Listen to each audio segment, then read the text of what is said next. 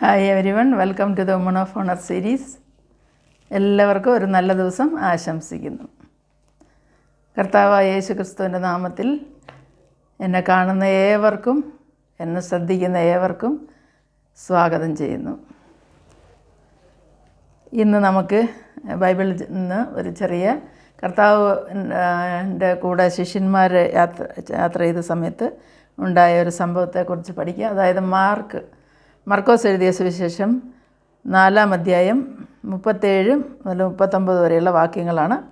അതായത് ഒരു ശിഷ്യന്മാരും യേശുവും ഒരു ബോട്ടിൽ കടലിൽ യാത്ര ചെയ്യുമ്പോൾ ഉണ്ടായ ഒരു കൊടുങ്കാറ്റിനെ കുറിച്ചാണ് ഇവിടെ പറഞ്ഞിരിക്കുന്നത്. ആ സംഭവം വായിക്കുമ്പോൾ നമുക്ക് മനസ്സിലാക്കാൻ കഴിയുന്ന കർത്താവിൻ്റെ പരസ്യ ശുശ്രൂഷയുടെ കാലത്ത് കവർന്നഹൂമിൽ ഗലീല പ്രദേശത്ത് അദ്ദേഹത്തിൻ്റെ പ്രവർത്തനത്തോടൊപ്പം അവർ കടൽക്കരയിലിരുന്ന് കർത്താവ് പല ഉപമകളും പല പ്രാവശ്യം കൂട്ടത്തെയും അഡ്രസ്സ് ചെയ്തുകൊണ്ട് ദിവസങ്ങളിൽ ഇങ്ങനെ പ്രസംഗങ്ങളൊക്കെ നടത്തിയതായിട്ട് നമുക്ക് വായിക്കാം. ഉപമകളിൽ കൂടി പറഞ്ഞതായിട്ട് കാണുവാൻ സാധിക്കും. അങ്ങനെ ഒരു ദിവസം 4-ാം അധ്യായത്തിൽ പറയുന്നത്, ഒരു ദിവസം അന്ന് സന്ധ്യയായപ്പോൾ ആണ് ഈ സംഭവം നടക്കുന്നത്. കർത്താവ് പറയുന്നത് നമുക്ക് അക്കരയ്ക്ക് പോകാമെന്ന്. അപ്പോൾ അവർ പുരുഷാരത്തെ വിട്ടിട്ട് താൻ പടകിലിരുന്ന പാടെ അവരെയും കൂട്ടിയിട്ട് പോവുകയാണ് ചെയ്തത്. ആ കൂടെ വന്നിട്ട് മറ്റ് ചെറിയ പടകുകളും ഉണ്ടായിരുന്നു. എന്നാൽ 37-ാം വാക്യത്തിൽ ഇങ്ങനെ വായിക്കുന്നു, അപ്പോൾ വലിയ ചുഴലിക്കാറ്റുണ്ടായി, പടകിൽ തിര തള്ളിക്കയറുക കൊണ്ട് അത് മുങ്ങുമാറായി. അവൻ അമരത്ത് തലയണ വെച്ച് ഉറങ്ങുകയായിരുന്നു. അവർ അവനെ ഉണർത്തി, ഗുരു, ഞങ്ങൾ നശിച്ചു പോകുന്നതിൽ നിനക്ക് വിചാരമില്ലയോ എന്ന് പറഞ്ഞു. അവൻ എഴുന്നേറ്റ് കാറ്റിനെ ശാസിച്ചു, കടലിനോട് അനങ്ങാതിരിക്കുക, അടങ്ങുക എന്ന് പറഞ്ഞു. കാറ്റമർന്നു, വലിയ ശാന്തതയുണ്ടായി. അതായത് കാറ്റിനെയും കടലിനെയും ശാസിച്ച് അതിനെ അമർച്ച ചെയ്തതായിട്ടും അതുപോലെ തന്നെ അവൻ്റെ വചനത്തിന് പ്രകൃതി പോലും കീഴ്പ്പെടുന്നതായിട്ടാണ് നമുക്കിതിൽ നിന്ന് മനസ്സിലാകുന്നത്. അപ്പോൾ ഈ വേഴ്സസിൽ വന്നിട്ട് ആ കൊടുങ്കാറ്റിനെ കുറിച്ച് പറയുമ്പോൾ നമുക്ക് കാണുവാൻ സാധിക്കുന്നത് അവിടെ ദൈവത്തിൻ്റെ ശക്തിയെക്കുറിച്ചും ദൈവത്തിൻ്റെ അതോറിറ്റിയെക്കുറിച്ചും അതുപോലെ തന്നെ നമ്മൾ ദൈവത്തിൽ വിശ്വസിക്കേണ്ടതായ അതിൻ്റെ ആവശ്യത്തെക്കുറിച്ച്, അതായത് നീഡിനെ കുറിച്ചുമാണ് ഇതിൽ പറയുന്നത് പ്രത്യേകമായിട്ട്. ഒന്നാമതായി നോക്കുമ്പോൾ ഫെയ്ത്ത്. യേശുക്രിസ്തു വന്നിട്ട് അവിടെ ഉറങ്ങുകയായിരുന്നു നമ്മൾ വായിക്കുന്നു. ആ വലിയ കാറ്റിൻ്റെ മധ്യത്തിൽ അവനെ തലയണ വെച്ച് റിലാക്സ് ചെയ്ത് ഉറങ്ങിയതിൻ്റെ കാരണം എങ്ങനെയായിരിക്കാം? ഈ ശിഷ്യന്മാരുടെ വിശ്വാസത്തെ ടെസ്റ്റ് ചെയ്യുമായിരുന്നോ എന്ന് സംശയിക്കേണ്ടിയിരിക്കുന്നു. അതേപോലെ തന്നെ അവർ കൂടുതലായിട്ട് പ്രാർത്ഥിക്കുവാനായിട്ട് എൻകറേജ് ചെയ്യുവാനായിട്ടാണോ കർത്താവ് അപ്പോഴും ഉറങ്ങിയതെന്ന് സംശയിക്കുന്നു. എന്തായാലും കർത്താവ് അവരുടെ കൂടെ ഉണ്ടായിരുന്നു, എന്നാൽ ഉറക്കമായിരുന്നു. ഈ കൂടെ ഉണ്ടായിരുന്ന ആൾക്കാർ നമുക്കറിയാം, യേശുവിനൊപ്പം ബോട്ടിലുണ്ടായിരുന്ന ഒരു പരിചയസമ്പന്നരായ മത്സ്യത്തൊഴിലാളികളായിരുന്നു, നമുക്കറിയാമല്ലോ. ഇതുപോലെയുള്ള പെട്ടെന്നുള്ള കൊടുങ്കാറ്റുകൾ അവർ അതിനു മുമ്പൊക്കെയും അനുഭവിച്ചിട്ടുണ്ടാവും. അതിന് വേണ്ടതായ ഫസ്റ്റ് എയ്ഡോ അതിൻ്റെ പ്രവർത്തനങ്ങൾ അവർക്കറിയാം, എന്ത് ചെയ്യണമെന്ന്.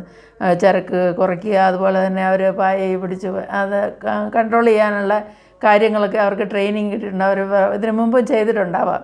അതൊക്കെ നോക്കിയതിന് ശേഷമായിരിക്കാം അവർ യേശുവിനെ ഉറക്കത്തിൽ നിന്നും എണീപ്പിക്കുവാനായിട്ടുള്ള ആ കഠിനമായ കാറ്റിനെ നേരിടാൻ അവർക്ക് പറ്റാതെ വന്നപ്പോൾ ഉറങ്ങുന്ന യേശുവിനെ ഉണർത്തുവാനായിട്ട് അവർ ധൈര്യപ്പെട്ടത്. ഈ ഭാഗത്ത് നാം കാണുന്നത്, ആദ്യം അവർ പരിഭ്രാന്തരായി. അപ്പോൾ അവർ കർത്താവിനെ അന്വേഷിക്കുന്നു. നമ്മൾ നമ്മുടെ ജീവിതത്തിൽ ഇത് കൊടുങ്കാറ്റുകളെന്ന് പറയുമ്പോൾ പലർക്കും പല വിധത്തിലായിരിക്കും വരുന്നത്.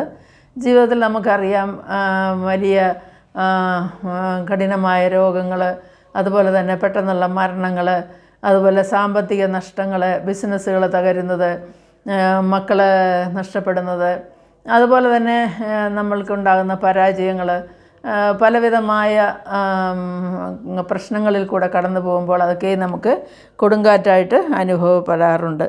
അതിൽ പ്രത്യേകിച്ച് പറയുമ്പോൾ മാരകമായ രോഗങ്ങൾ വന്നു കഴിഞ്ഞാൽ ഉള്ളതെല്ലാം വിറ്റ് ചികിത്സിച്ച് എത്രയോ പാവങ്ങളായി മാറിയവരെ പറ്റി നമുക്കറിയാം. അതിൽ ഈ കോവിഡ് കാലത്ത് നമ്മളുടെ ഇതേ പ്രദേശത്ത് തന്നെ ഉണ്ടായ ഒരു മനുഷ്യന് വീഡിയോയിൽ കൂടെ സംസാരിക്കുന്നത് ഞാൻ കേട്ടതാണ്. ഇവിടെയുള്ള ഒരു മെഡിക്കൽ കോളേജിൽ, പ്രൈവറ്റ് മെഡിക്കൽ കോളേജിൽ അവരുടെ മകനെ, അത് വലിയ പ്രായമൊന്നുമില്ല, 35 ഇയേഴ്സ് അങ്ങനെയുള്ള പ്രായമേ ഉള്ളൂ, ചികിത്സിച്ച് ന്യൂമോണിയ എന്ന് വിചാരിച്ച് ആദ്യം കൊണ്ട് അഡ്മിറ്റ് ചെയ്ത് പലയിടത്തും ചികിത്സിച്ചും മാറിയില്ല. കോവിഡിന് ശേഷമുള്ള കാര്യമാണ് അത്. ലക്ഷങ്ങൾ മുടക്കി 35 ലക്ഷം 40 ലക്ഷമൊക്കെ അവർ ചിലവ് ചെയ്ത് ചികിത്സിച്ചിട്ട് അവസാനം ആ മനുഷ്യനെ, മകളുടെ ഹസ്ബൻഡിനെ തിരികെ കിട്ടിയില്ല എന്നുള്ളതാണ്. ആ മനുഷ്യൻ്റെ സങ്കടം നമ്മൾ കണ്ടു. പറയുമ്പോൾ എന്താണെന്ന് ചോദിച്ചാൽ, ഒരു മാരകമായിട്ടുള്ള പെട്ടെന്ന് ഒരു രോഗം വന്നാൽ ഒരു സാധാരണക്കാരായ മനുഷ്യർക്ക് പിടിച്ചു നിൽക്കുവാൻ വളരെ പ്രയാസമുണ്ട്. അതുപോലെ തന്നെയാണ് സാമ്പത്തിക നഷ്ടങ്ങൾ വരുന്നത്. അതുപോലെ വീട്ടിൽ വന്നിട്ട് ഏൺ ചെയ്യുന്ന മെമ്പർ, മെയിനായിട്ടുള്ള ഫാമിലിയുടെ ഹെഡ്, അവർ പെട്ടെന്ന് വേർവിട്ട് പോവുക, അതുപോലെ ചെറിയ മക്കൾക്ക് അസുഖങ്ങൾ വരിക, അങ്ങനെയുള്ള പല പ്രശ്നം, ചിലർക്ക് പെട്ടെന്ന് ജോലി നഷ്ടപ്പെടുന്നു. അങ്ങനെയൊക്കെയുള്ള ഇതെല്ലാം നമുക്ക് ജീവിതത്തിൽ കൊടുങ്കാറ്റായി നമുക്ക് ഫീൽ ചെയ്യുമെന്നുള്ളതാണ്. എന്നാൽ അതിൻ്റെ മധ്യത്തിൽ നമ്മൾക്ക് എന്ത് ചെയ്യാൻ പറ്റുമെന്ന് ചോദിച്ചാൽ, കർത്താവ് പറയുന്നത് ദൈവത്തിൽ വിശ്വസിക്കുക എന്നുള്ളതാണ്. ദൈവത്തിൽ വിശ്വസിക്കുക, അവൻ്റെ ശക്തിയിൽ വിശ്വസിക്കുക. പവർ ഓഫ് ഫെയ്ത്ത്, അതാണ് നമ്മളെ പഠിപ്പിക്കുന്നത്. അതുപോലെ തന്നെ നമുക്ക് ആ ദൈവത്തിൽ വിശ്വസിക്കുന്നതിൻ്റെ ആവശ്യം എന്താണെന്ന് ചോദിച്ചാൽ, നമ്മൾ തകർന്നു പോകാതെ, ഈ ലോകത്തിൽ നമ്മൾ എത്രയോ കാണുന്നില്ലേ, എത്രയോ ആൾക്കാർ വന്നിട്ട് നിരാശപ്പെടുമ്പോൾ അവർ ജീവനെ തന്നെ എടുക്കുന്നു, അതായത് ആത്മഹത്യ ചെയ്യുന്നു. പലരും ആത്മഹത്യക്ക് ശ്രമിച്ചിട്ട് അതിൽ നിന്ന് രക്ഷപ്പെട്ടു പോകുന്നവരുണ്ട്. എന്നാൽ എത്രയോ പേര്, എത്രയോ യുവാക്കൾ, യുവതികൾ പോലും ഇന്ന് നമ്മുടെ നമ്മുടെ ഈ ജനത്തിൻ്റെ ഇടയ്ക്ക്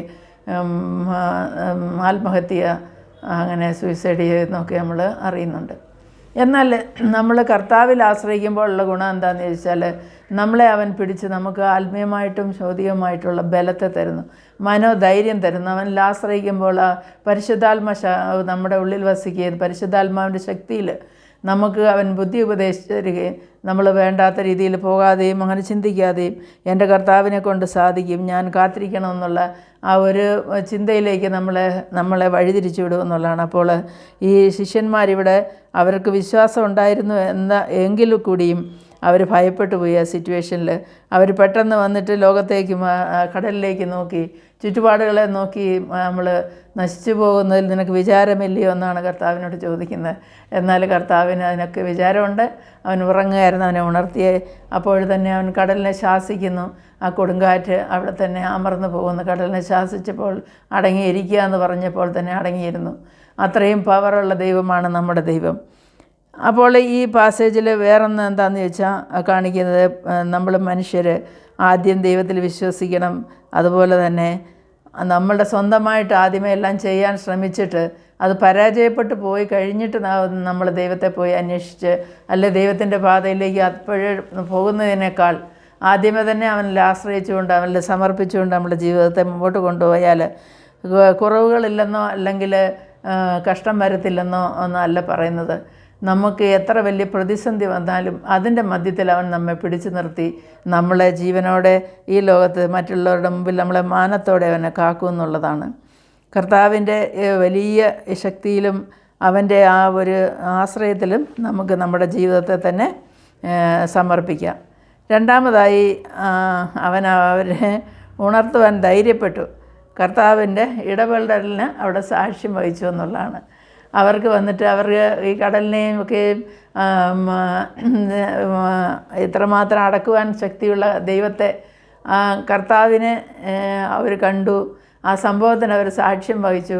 അവരത് ജീവിതകാലം മുഴുവൻ പലരോട് പറഞ്ഞിട്ടുണ്ടാകും, അറിയാത്തവരോട്.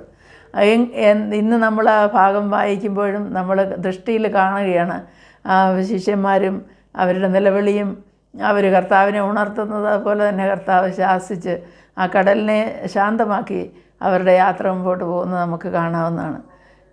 നമ്മുടെ ഈ ഒരു നല്ല ദിവസത്തിൽ ദൈവം നമുക്ക് നല്ല ആശ്വാസത്തെയും സമാധാനത്തെയും തന്ന് എന്നെ കേൾക്കുന്ന എൻ്റെ സഹോദരങ്ങൾക്ക് എന്ത് പ്രശ്നമുണ്ടെങ്കിലും അതിൻ്റെ മധ്യത്തിൽ പ്രവർത്തിക്കാൻ കഴിവുള്ളതായ കർത്താവായ യേശു ക്രിസ്തുവിൽ നിങ്ങൾ സമർപ്പിക്കുക.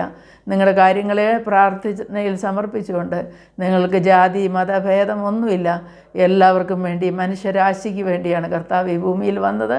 അവൻ്റെ വചനത്തിലും അവൻ്റെ വാക്യത്തിലും വിശ്വസിച്ചുകൊണ്ട്, അവനിൽ മാത്രം വിശ്വസിച്ചുകൊണ്ട് നമ്മുടെ കാര്യങ്ങളെ അവൻ്റെ മുമ്പിൽ സമർപ്പിച്ച് നമുക്ക് ദൈവത്തിന് സ്തുതി കരയറ്റി അവനെ നമുക്ക് മഹത്വപ്പെടുത്താം.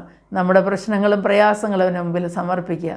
ദൈവം എല്ലാവരെയും അനുഗ്രഹിക്കട്ടെ എന്ന് പ്രാർത്ഥിച്ചുകൊണ്ട് ഈ വീഡിയോ ചുരുക്കുന്നു. ഇഷ്ടമായാൽ ലൈക്ക് ചെയ്യാൻ മറക്കരുത്. സബ്സ്ക്രൈബ് ചെയ്യണം please. Wish you all A very happy and